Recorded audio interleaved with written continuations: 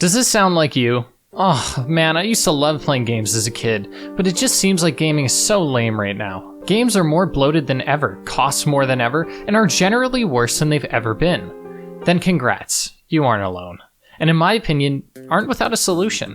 You see, part of the problem of gaming being so boring is that gaming is now so saturated. Every year we have endless games that are open world or live service or both, and if you aren't into those, then it feels like the whole medium isn't made for you.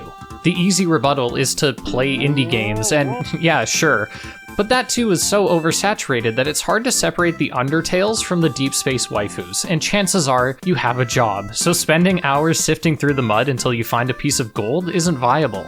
To try and solve this problem for you, I want to talk about some games and methods that'll possibly reignite your love for the hobby, and after, try to figure out how we got here in the first place. The first game I want to talk about is Haste, a game that, as I'm sure you can see, is heavily inspired by Sonic the Hedgehog, and it illustrates one of the ways that modern gaming can feel lame, and how to alleviate that feeling. Sonic, according to some fans, has been consistently going downhill, no pun intended, and that would suck a lot. The solution? See what other developers are doing with that niche. Haste takes the same concepts of Sonic, high speed, precise platforming, and puts it into a different aesthetic, and incorporates some roguelike elements that make each playthrough a little different. When we consider that it comes at a fraction of the cost of current Sonic games, and further consider that you might have more fun, it could be a great way to reinvigorate your love for the genre.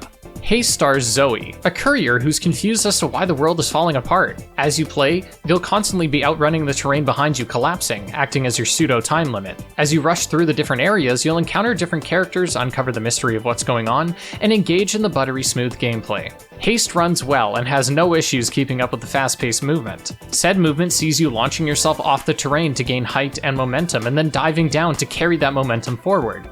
It's like that shitty Dune game for the iPhone if it didn't suck dick. The gameplay finds ways to keep you engaged, and the boss fights are just a dream to play through. Finally, this soundtrack is absolutely killer. Just listen to some of this. Yo, yo, yo! Ah!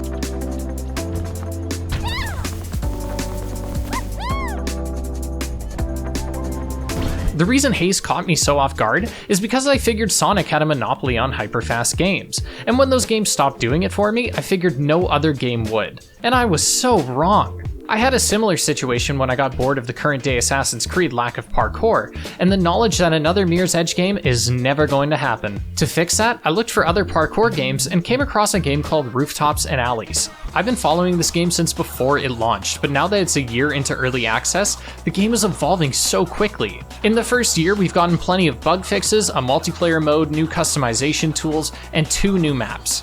Keep in mind, it's all made by one guy too. And again, it's relatively cheap.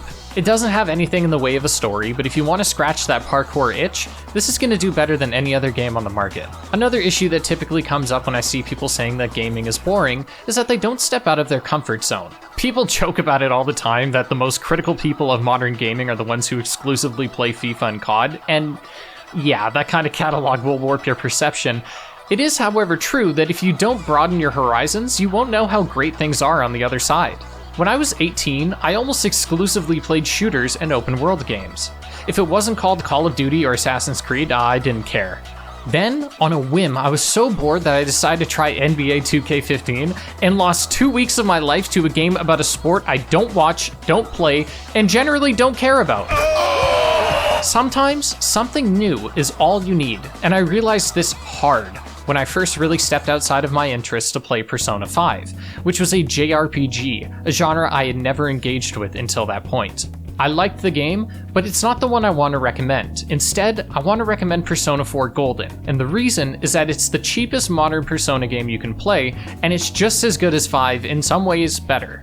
A lot of people are skeptical of what we colloquially call anime games, and I agreed with that. I don't want to see some exaggerated expressions or some teenager getting a fucking nosebleed when he sees some cleavage, okay? I don't want to have to play games where I have to look over my shoulder to make sure my wife doesn't walk in the room. However, most JRPGs, or anime games, aren't like that. And in fact, you'll find that they can have some of the most heartfelt stories in gaming. But it's difficult to take the plunge, especially when games are so expensive. So Persona 4 coming in at $27 and frequently on sale means it's easy to give the game a try without feeling like you spent an enormous amount of money. It's what I did, and it turned out to be one of my favorite games ever. I'm not a huge fan of the combat as it became too repetitive for me and lacked a satisfying feedback loop, but the story is one of the best, and the soundtrack is out of this world. It stars the player character as they move to a small town called Inaba, where there's a series of murders that keep taking place. The player and their group of friends will need to solve that mystery through the use of a different world inside a TV,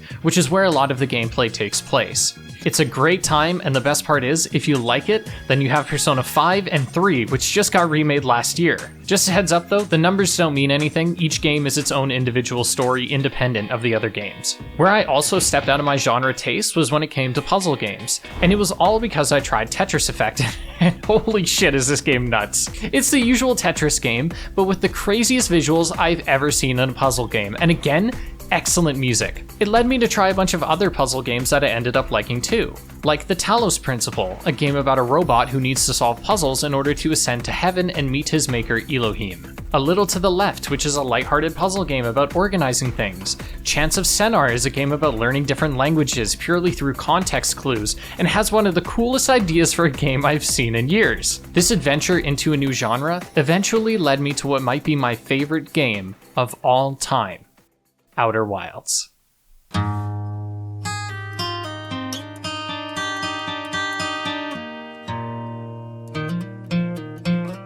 Outer Wilds is a game unlike anything I have played. You play as a wide-eyed astronaut heading into their first space expedition with one goal: see what you can.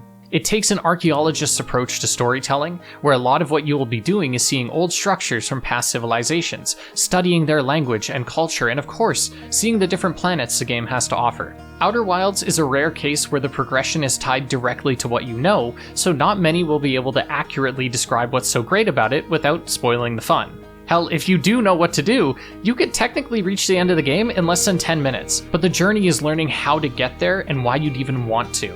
It's an amazing game, and I can't gush about it enough.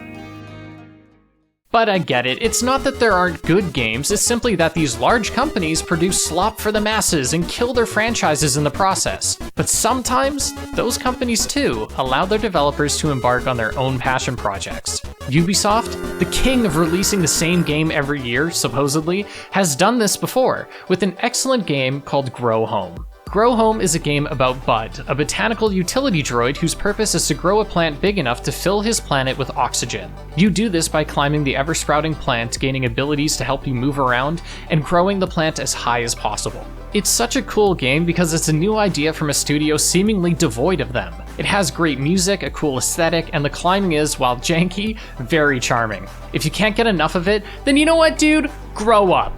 It's the sequel that is essentially more of the first game, but with more tools, more plants, and more Bud. Both of these games are pretty cheap, so I would highly recommend them, and I'd love to see more AAA studios greenlighting smaller projects like this.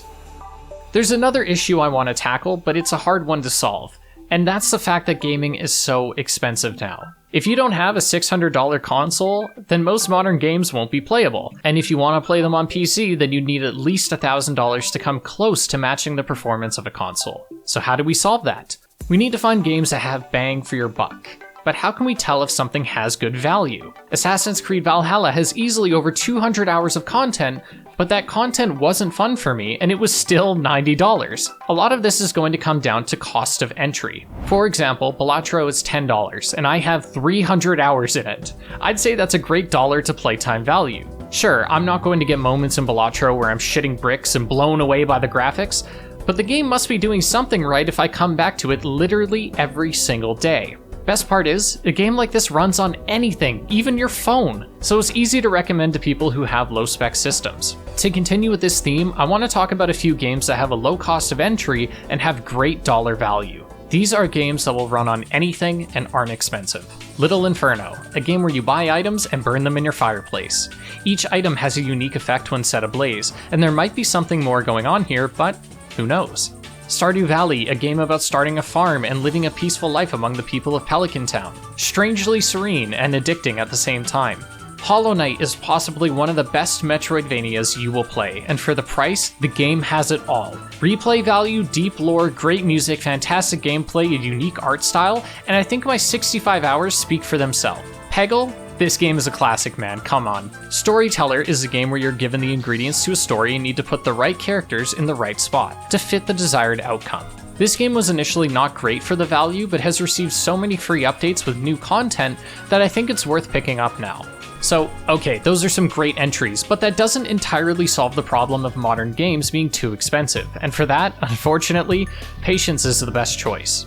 I understand that playing things now is great because it's out now, but if you can wait, a lot of games go on sale and can be picked up for pretty cheap. Persona 5, a game I was interested in but apprehensive when it came to shelling out the full price, was available on sale a few years later. Assassin's Creed Mirage, a game I thought was solid, is on for $15 as of writing. A personal tool I use is deals.gg, and before we go any further, no, this is not a sponsorship, I'm not affiliated with this website in any way, I just genuinely like it and use it all the time. Deals.gg essentially shows you what the best sales are right now, and shows you the best deals from a variety of websites. What I specifically like about them is that they list official retailers and key shops. I don't believe in using key shops, too many devs have gone on record saying that they're harmful to the industry, and so to support the devs that make the games I like, I want to make sure that money goes directly to them. Using official retailers ensures that. Another tool they offer is the price history, so you can see if the sale that is currently ongoing is anything to scoff at.